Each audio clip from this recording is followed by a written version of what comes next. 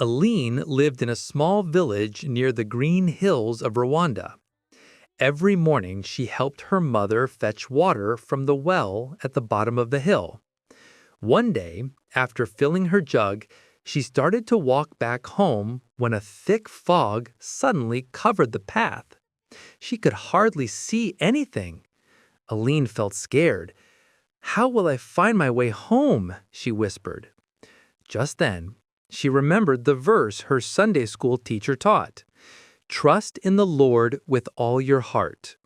So Aline closed her eyes for a moment and prayed, "Lord, I don't know the way, but you do. Please guide me."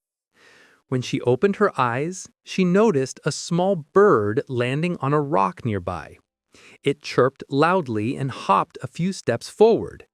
Then it looked back at her as if waiting. Aline smiled. Maybe God is using this little bird to help me.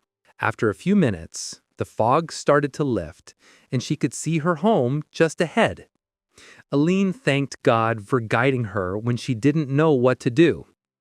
That Sunday, she told her class, "When we trust God and ask Him to guide us, He will always show us the right path, just like He did for me."